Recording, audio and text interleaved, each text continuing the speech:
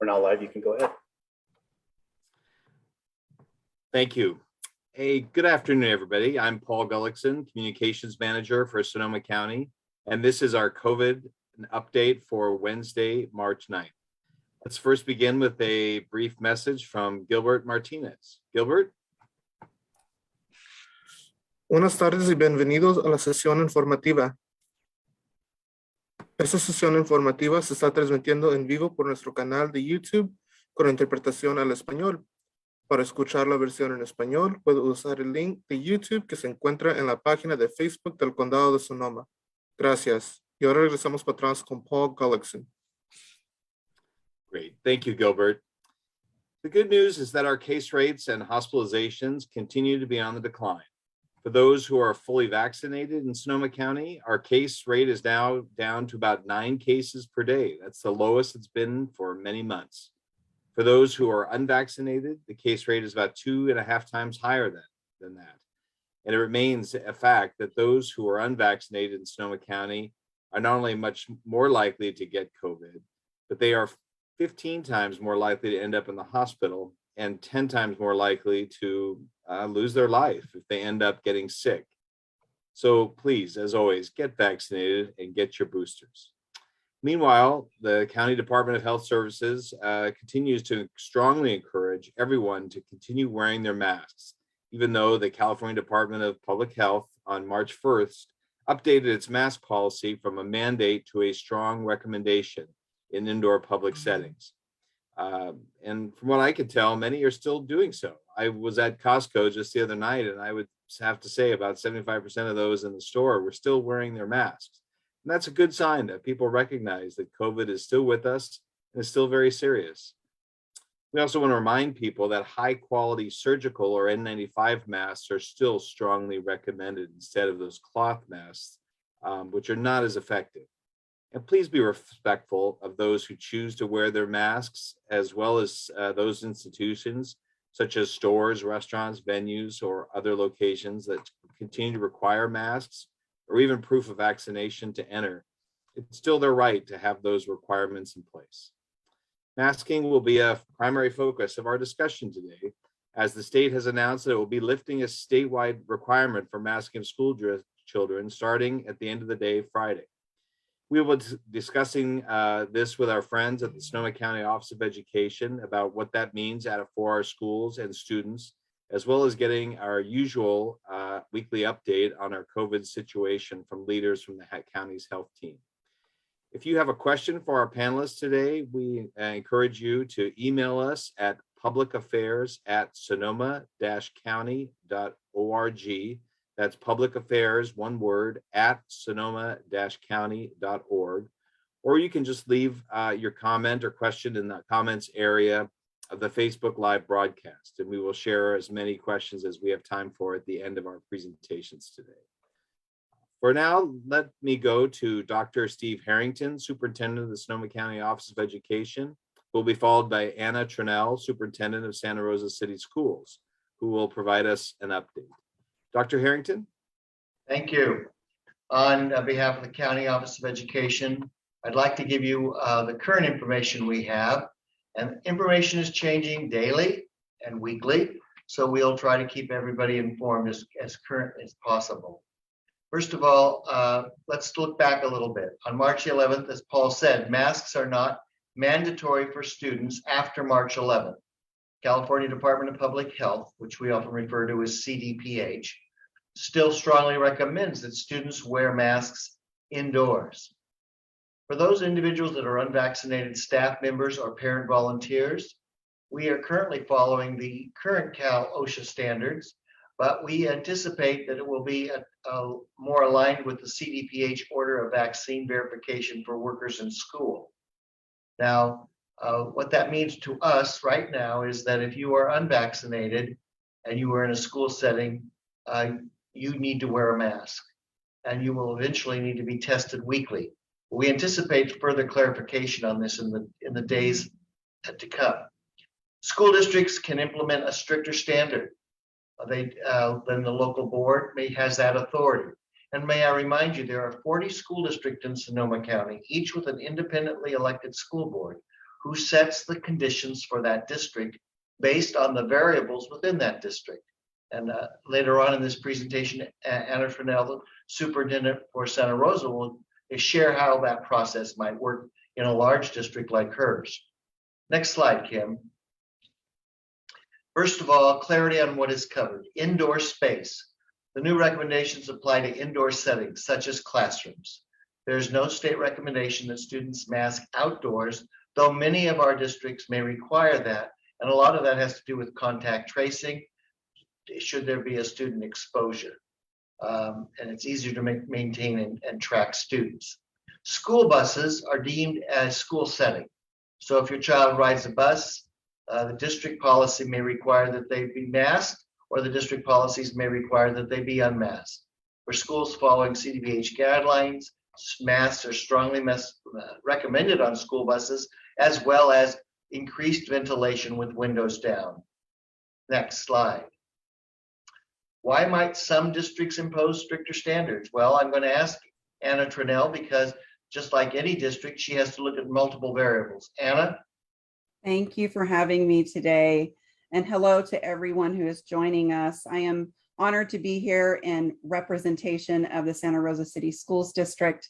So as the largest district in Sonoma County, with the largest population of students and staff, there's a lot that we have to consider. First, looking at our current pandemic patterns within our community.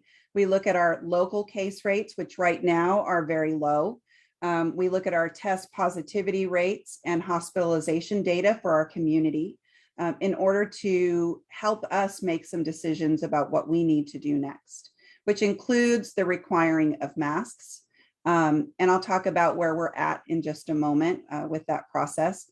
Maintaining proper staffing levels. Obviously, with the hit recently of Omicron, we experienced a high rate of staff who had to be out. And so we are really looking at those caseloads as well, which right now is a very low number.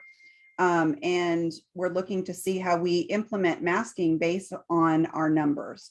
And then obviously concerns about equity in vulnerable populations.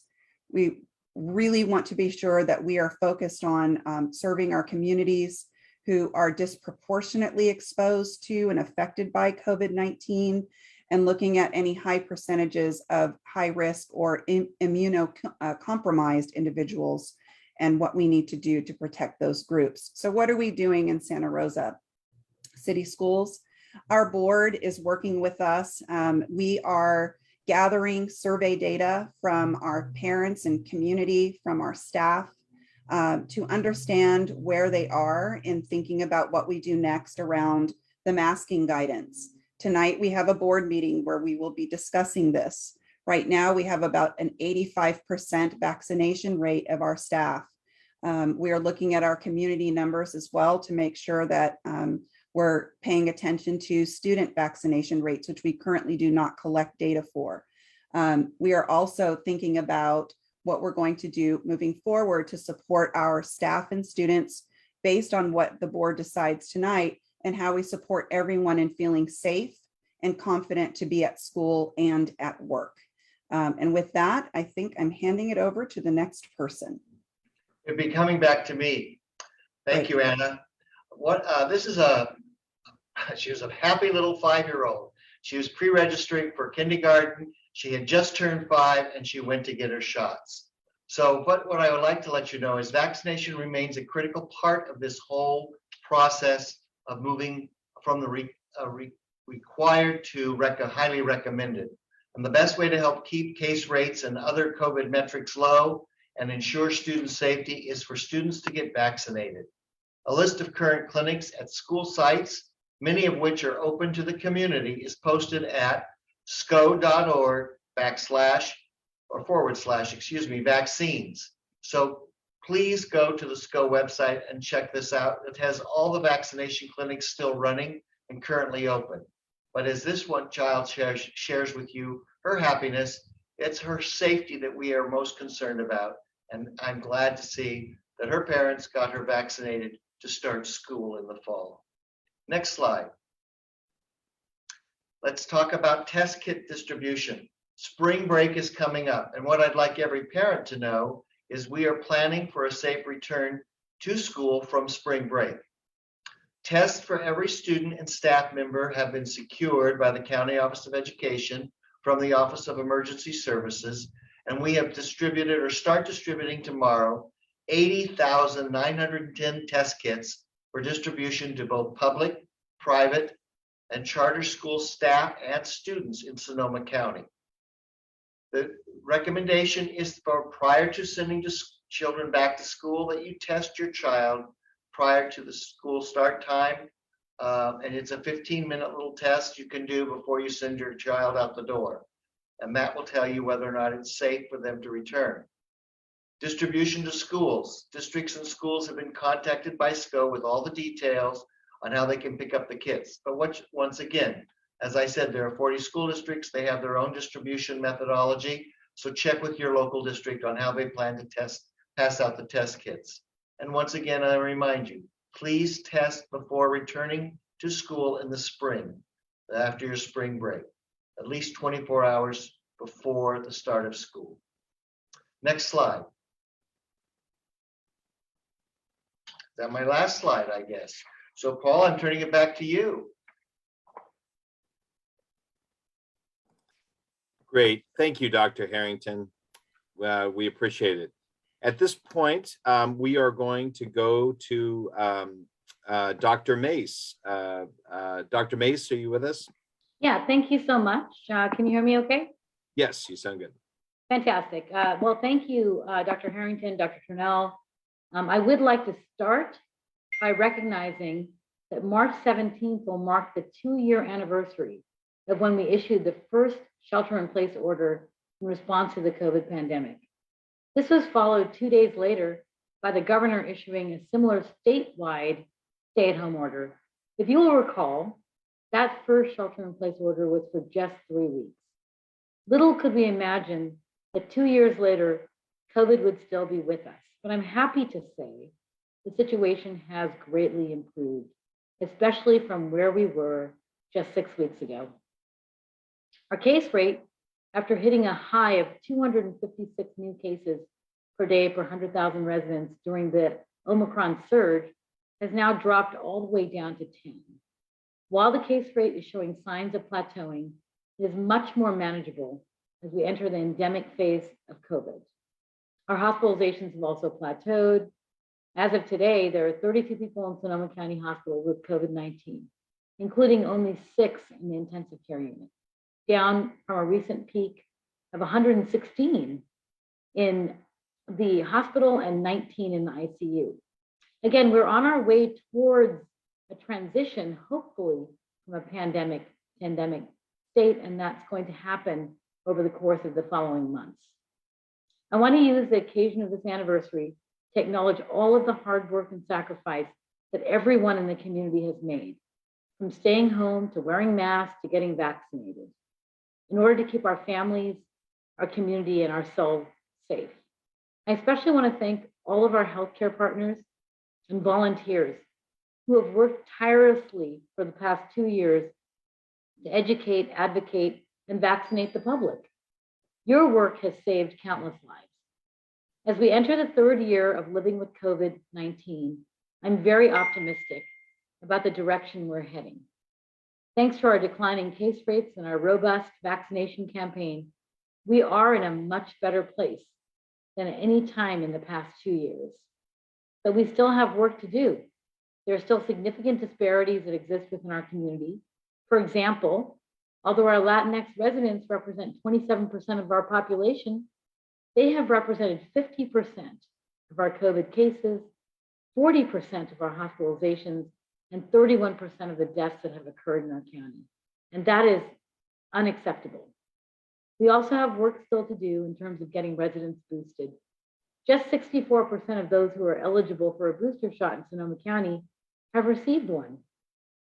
The Omicron surge has shown us how critical these booster shots are, especially for our older residents and those with underlying health conditions. Finally, we need to continue to push for vaccinations for our school children. At this time, just 39% of those between the ages of 5 and 11 in Sonoma County are fully vaccinated. That's better than the state average of 25%, but it still leaves much room for improvement. These are all among the reasons why I continue to strongly recommend wearing a face covering indoor in public settings, including schools. It's one of the easiest things you can do to limit spread of the virus. For more on the vaccination campaign, I'll turn it over to Dr. Urmila Shende, our vaccine chief. Thank you, Dr. Mace. As of today, we've administered 1,009,620 doses of the COVID vaccine. A total of 379,777 residents 5 years and older are fully vaccinated, which is 81% of our population that's eligible. Another 33,149 residents, or 7%, are partially vaccinated. We're starting to see a slowdown in our rate of doses administered. So I want to remind the 12% of the eligible population in Sonoma County that it still is extremely important to be fully vaccinated.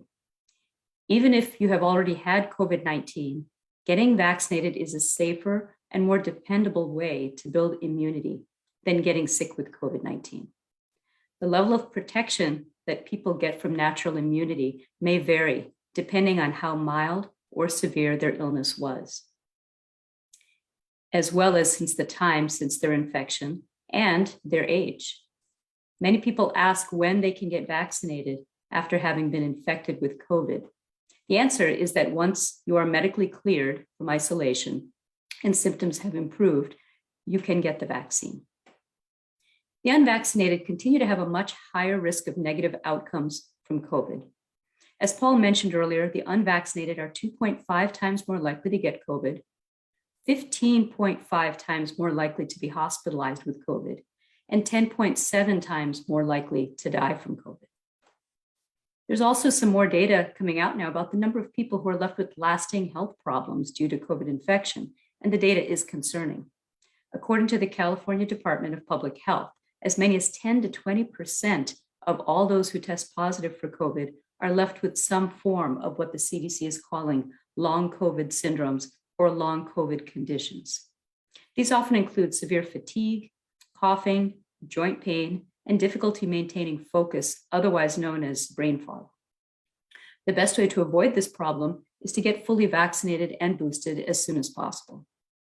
On that note, we continue to work with Sonoma County Office of Education to stand up vaccine clinics at local schools to serve people who do not have convenient or affordable access to healthcare providers. However, these clinics are also open to the community. Over the next several Saturdays, we will have vaccine clinics at 6 local high schools. Again, these will be open to the entire community, not just to students. This Saturday, there'll be a vaccine clinic at Sonoma Valley High School from noon to 3 p.m. On Saturday, March 19, there'll be a clinic at Casa Grande High School in Petaluma from 10 a.m. to 2 p.m. On Saturday, April 2nd, there'll be a clinic at Santa Rosa High School. And on Saturday, April 9, there'll be a clinic at Windsor High from 10 a.m. to 2 p.m. The vaccine is also available at most pharmacies, health clinics, and primary care providers. Wherever you go, the vaccine will be available at no cost to you or your children, regardless of your immigration status or whether you have health insurance. Walk-ups for first and second doses are accepted at most clinics and pharmacies. Residents also may make appointments at the county's vaccine clinic page at socoemergency.org/vaccine or through the myturn.ca.gov website. I look forward to answering any questions you may have, but at first I'll turn it over to Kate Pack, our lead epidemiologist, to share some data. Kate? Hey, thank you, Dr. Chende. Just going to share my screen.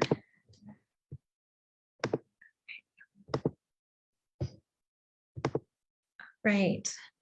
So as was noted earlier in the call by Dr. Mays, we have seen a great decline in our case rate over the past month or so.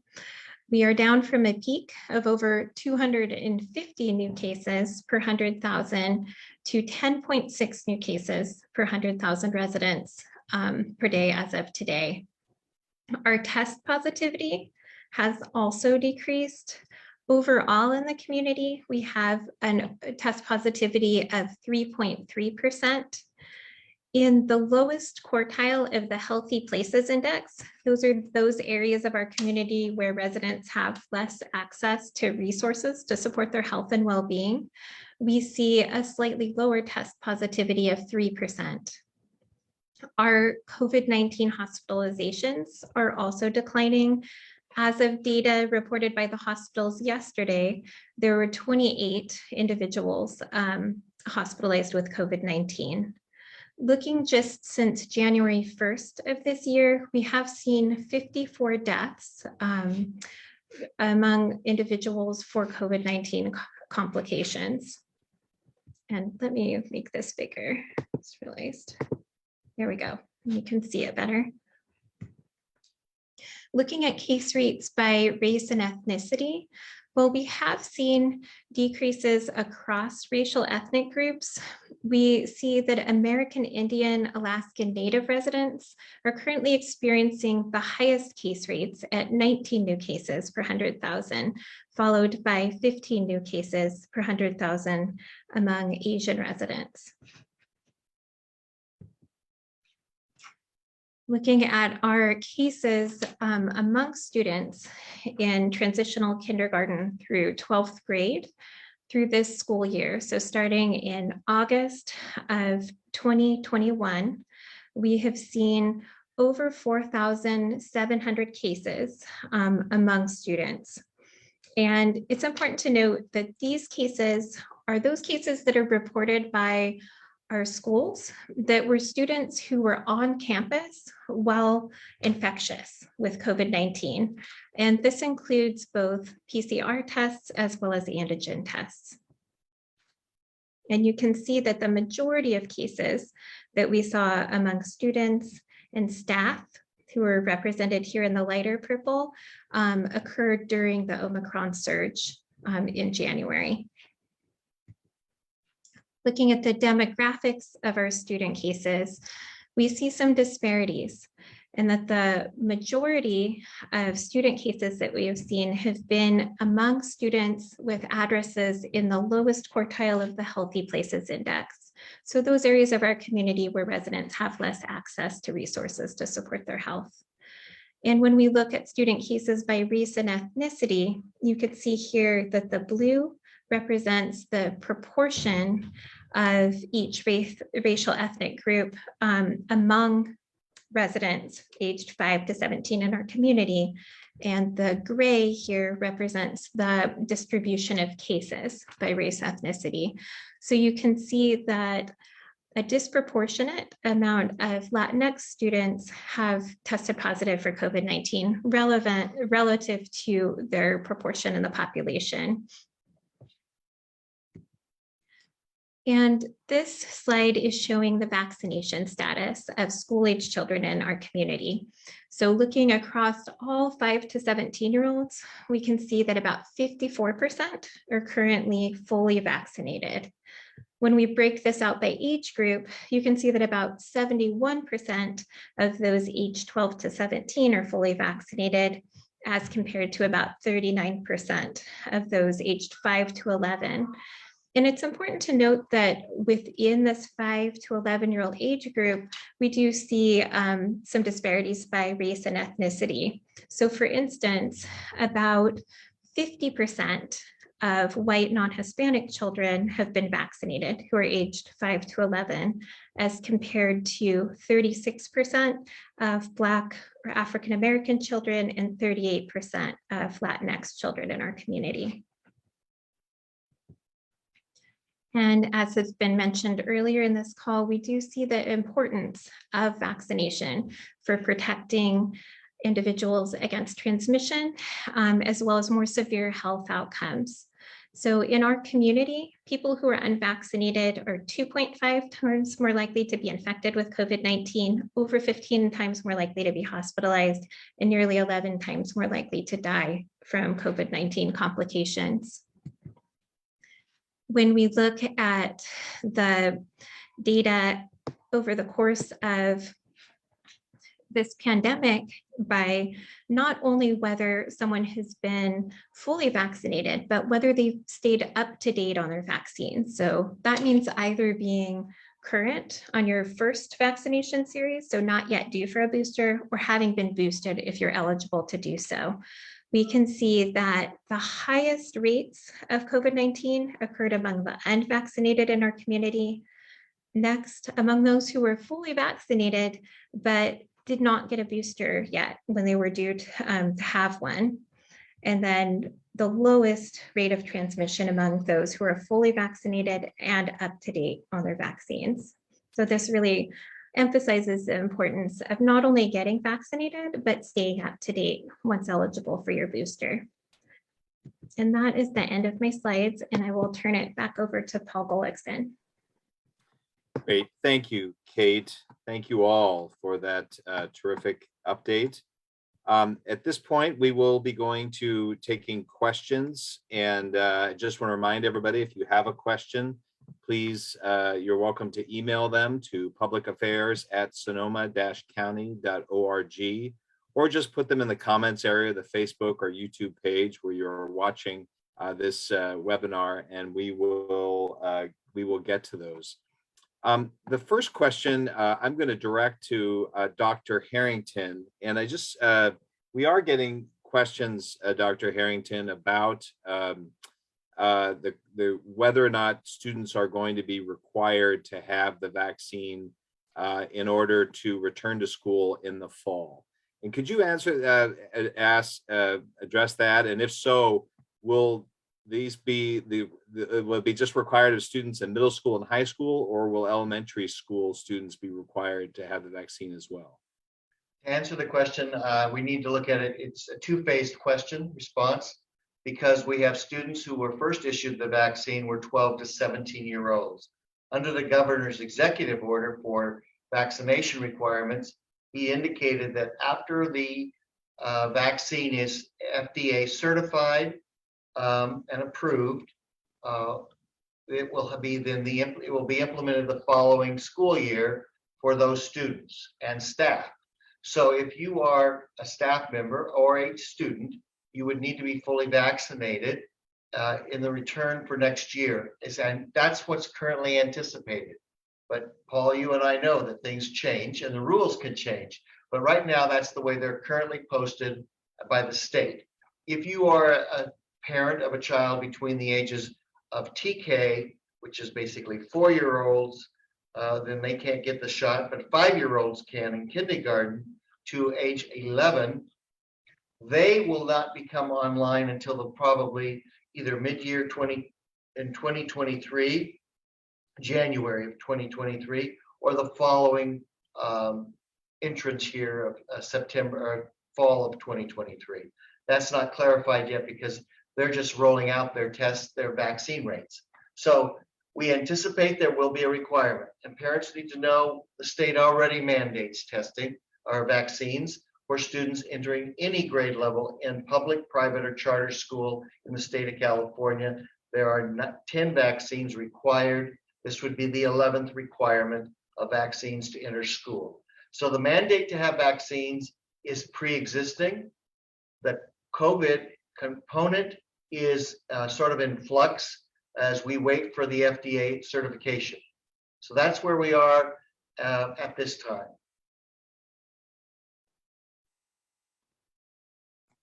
Great, thank you, Paul. Thank you for clarifying that, Dr. Harrington. One other question, for clarity's sake, you said in your report that schools will be handing out take-home antigen tests before spring break, and that parents are encouraged to have their students tested. Now, I assume you want them to take those tests just before they return to school, not right at the beginning of spring break, correct? Right, that is correct. There's 2 tests in the box that each child brings home, and they are encouraged to give the test at least 24 hours before the return to school. So sometime Saturday or Sunday would be appropriate to test your child if they return on a Monday. Okay, excellent. And I assume we want them to report to the school district only if they have a positive test. Is that correct? Right?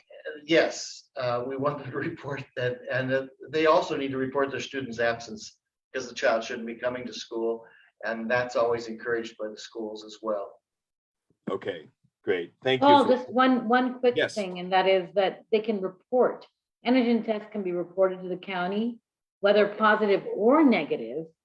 And that is, the way to do that is available on SoCoEmergency.org. I don't know if anybody has any further information, specifically maybe Dr. Baldwin, I don't know, but we do want people to report antigen tests. Okay, that's great. And that's not just for school children, that's for anybody, correct? Yeah. And one more thing to add about testing opportunities.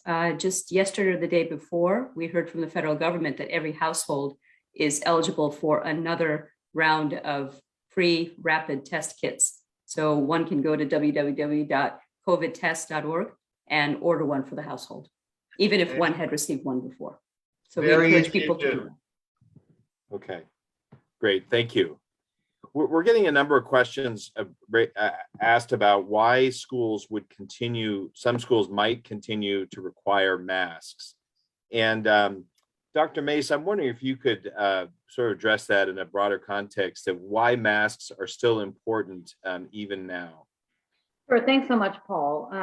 Although our case rate has dropped significantly, we're still at a case rate of 10 per 100,000 per day, which if you look at the first surge and the Delta was still very high. So we've got still transmission of COVID occurring in the community. And it's a high recommendation from the state and from the county that students and staff and volunteers and all workers in school mask in indoor settings.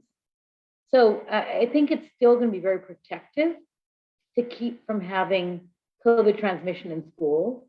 And at the real goal is to keep our kids in school, in-person learning, and using a mask in indoor settings will help us achieve that goal. Anybody else want to address that issue of why schools might want to continue to wear masks or require masks? We know there are some districts that are wanting to do that, particularly for those in our disproportionately impacted communities. If I can just add, case rates are different for different districts. And I think, Paul, you brought up the topic of disproportionately affected populations. And we want to make sure that our vulnerable populations, as I mentioned earlier, that have been disproportionately affected throughout this pandemic, are safe. And that's another reason to mask in schools. And if kids and staff, volunteers mask in school, then there's less likely to be outbreaks in those settings that might then be transmitted further to the community, and then possibly outbreaks in more vulnerable people that could have the negative outcomes, hospitalization and even death. And I was just going to add on to the fact that several of our schools have a higher percentage of vulnerable populations, and therefore they wish to make sure that the students stay in school, so they're requiring masking. And some of those districts that are looking at it are doing it month to month because they want to make sure that their vulnerable populations are protected. And if the case rate goes down for that group, then they of course will be flexible on that. But that's what's currently happening. Some of the districts are choosing to maintain a masking requirement as it relates to their school populations. That's a very good point about the impacts, the risks to our highly vulnerable populations.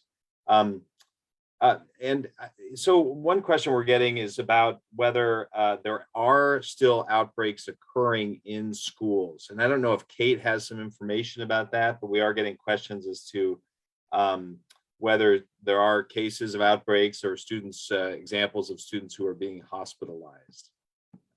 Kate, do you have any information on that? I believe at this time, school cases have decreased, from where we saw them during the surge. And I'm not aware of any pediatric hospitalizations at this time. But yeah, we continue to track school cases, and we're still seeing school cases occurring. Yeah. Great. Thank you. I know we recently had our first case of a pediatric fatality, which was incredibly unfortunate. But so there is risk still out there. It was somebody who had underlying health conditions.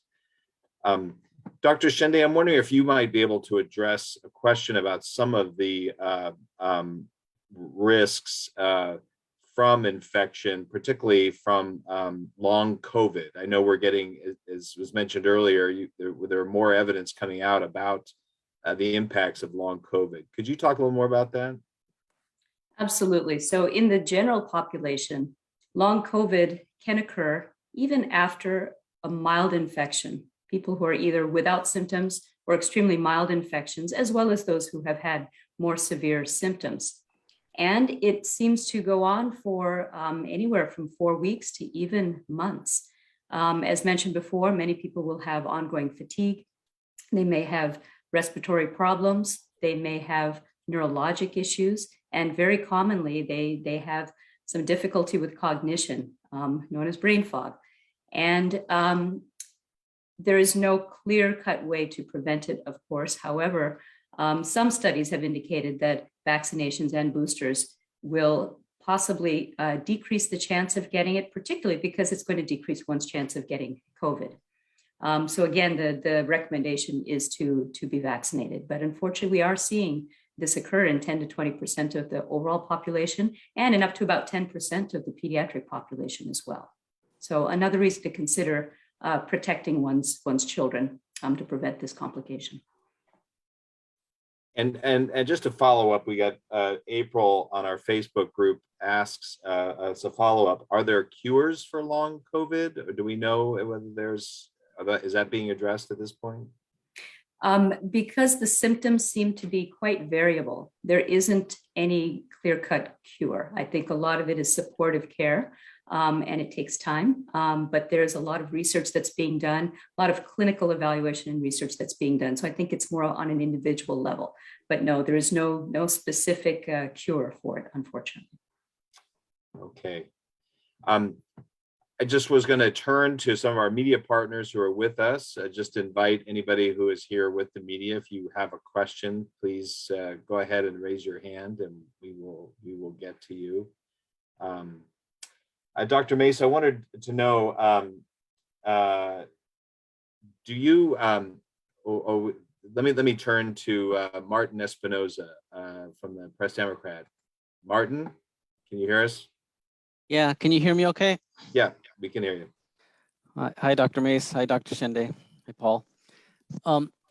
So we have a few cases of what's called that Omicron subvariant that we have identified here. I think I'm told about 5 cases of BA.2.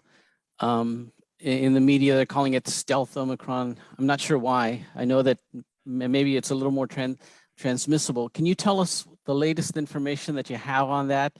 And in some places, it is increasing rapidly. I believe in New York City, it's starting to increase in terms of the number of cases of that particular variant that they found.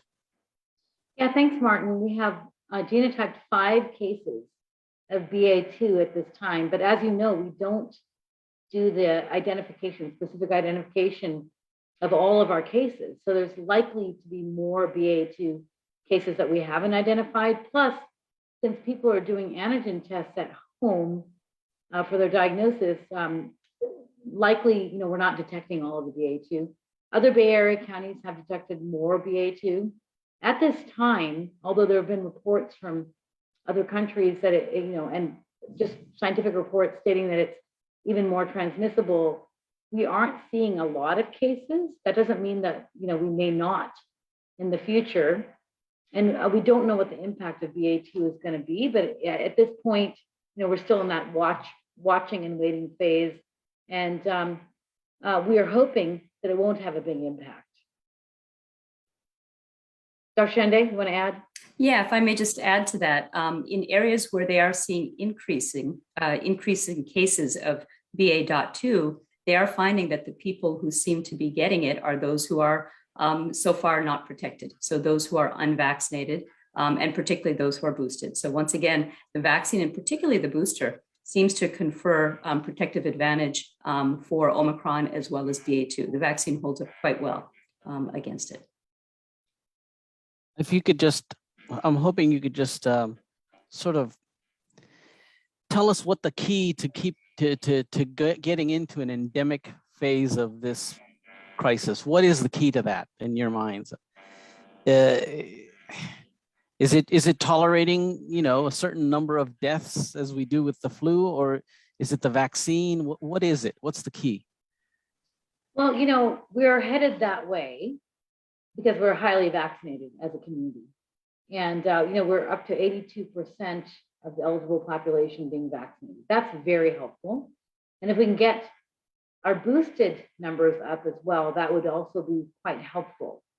So when we move towards an endemic phase, it means that we are kind of living with whatever that organism is, with the pathogen, the virus. And we would expect to see a certain number of cases on an ongoing basis. And we don't know where that number is going to land. Is it going to be 5 per day per 100,000? Is it going to be 7? Or, you know, we're not sure where we're going to end up. But we're also, as you said, you know, those people who are unvaccinated or unboosted or have significant immunocompromising conditions, underlying conditions, the very elderly will be at risk. So it'll be kind of like influenza, for which there is a vaccine. We don't have as much uptake of influenza vaccine as we've seen with COVID vaccine, actually. And we do see deaths every year, nationwide, in the state, and even here in Sonoma County. So that would, endemic suggests that the majority of people have either been vaccinated, infected, or both, and are less susceptible as a result because there's some immunity, and we're moving forward and living with the virus. Dr. Shende, you want to add to that? Just wanted to add a comparison. I think the flu is something to consider because, of course, we live with the flu every year. In terms of what the flu does, in terms of severe cases such as mortality, in the worst case, worst years of the flu, we see maybe 60,000 deaths. At this point, we have seen almost 1 million deaths over 2 years. So even if you say per year, that might be 500,000. That's a significant difference than the 60,000 max that you can see in the worst year of the flu. Hopefully, our vaccination rate, as Dr. May said, as well as immunity that's been built up, and particularly people who've been vaccinated and then had a mild infection, that immunity is extremely robust. So all these things will hopefully be protective factors that will bring that level of severe complications from COVID to a level that's endemic, but we don't know at this point where that is. So as with everything with COVID, I think there are a lot of twists and turns. Hopefully we're headed in that direction, but that just gives a little bit of context to understand what, you know, an endemic illness that we live with every year, the flu, compared to what COVID is and currently is doing to us. Thank you. Yeah, thanks for putting that in perspective. And I'll just add that we also don't know what's going to happen in terms of future variants, and that's completely unpredictable. And that will also impact when we shift into a more of an endemic phase. Thank you. Great, thank you, Martin. Let's go to Susan Walbarst. Susan?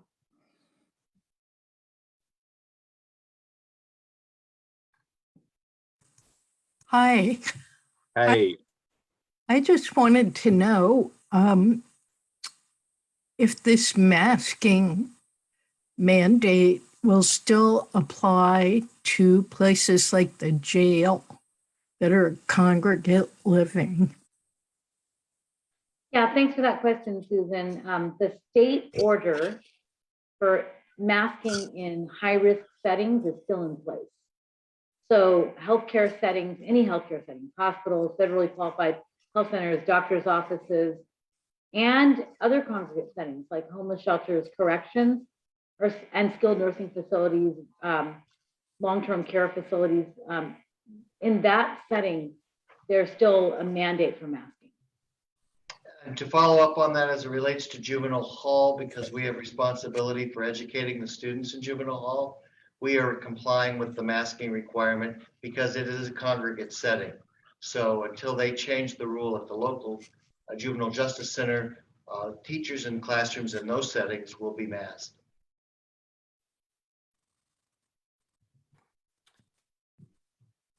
Susan, do you have a follow-up? Well, I think Dr. Harrington already anticipated it, so thank you. Okay.